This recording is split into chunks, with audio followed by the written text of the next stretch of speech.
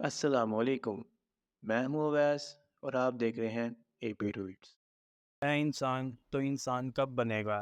اور اس سے متعلق آپ نے بہت سی پوسٹ اور videos social media plate form میں ضرور دیکھی ہوں گی، جہاں پر ایک وڈیرے نے غصے میں آ کر اونٹنی کی ٹانگ کاٹ دی۔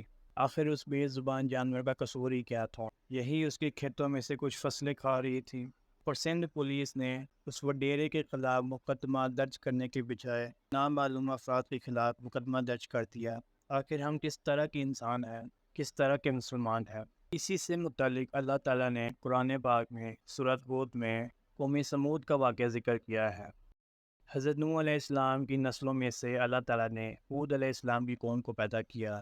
اس قوم کو اللہ نے تباہ کیا اور ہود علیہ السلام اور ایمان والوں کو بچا لیا۔ پھر نئی قوم دنیا میں آئی اور ان کی نسلوں میں سے قوم سمود آئی۔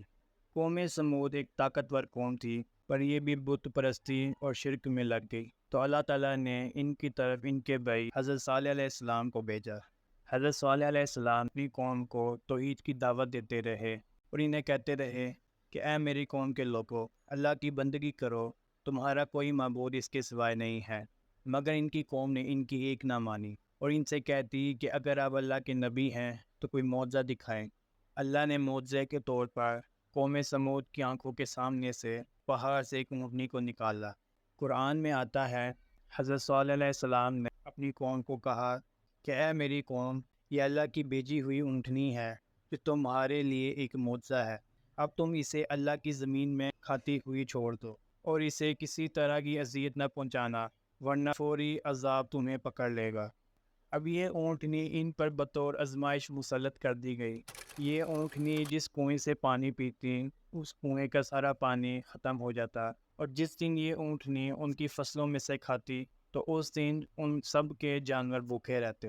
حضرت صالح علیہ السلام کے منع کرنے اور اللہ تعالیٰ کے عذاب سے ڈرانے کے باوجود ان کی قوم کے لوگوں نے اس اونٹنی کے پاؤں کاٹ ڈالے۔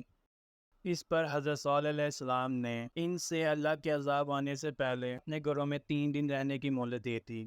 اللہ نے قرآن میں فرمایا کہ حضرت صالح علیہ السلام کو اور ان پر ایمان لانے والوں کو اپنی رحمت سے بچا لیا اور اس دن کی رسوائی سے بھی بچا لیا، اور ان ظالموں کو اللہ کے عذاب نے آ دبوچا، پھر وہ اپنے گھروں میں اوندے پڑے رہ گئے، ایسے کہ وہ کبھی آباد ہی نہ تھے۔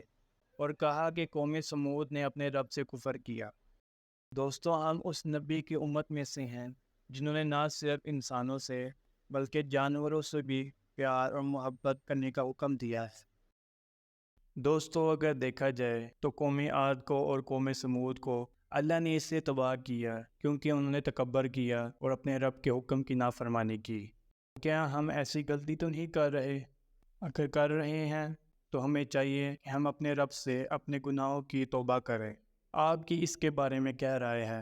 نیچے کومنٹ سیکشن میں مجھے ضرور اپنے رائے سے آگاہ کریں اور اس ویڈیو کو زیادہ سے زیادہ شیئر کریں۔ اگر آپ نئے ہیں تو اس چینل کو سبسکرائب کریں۔ اپنی دعاؤں میں یاد رکھیں۔ اللہ حافظ۔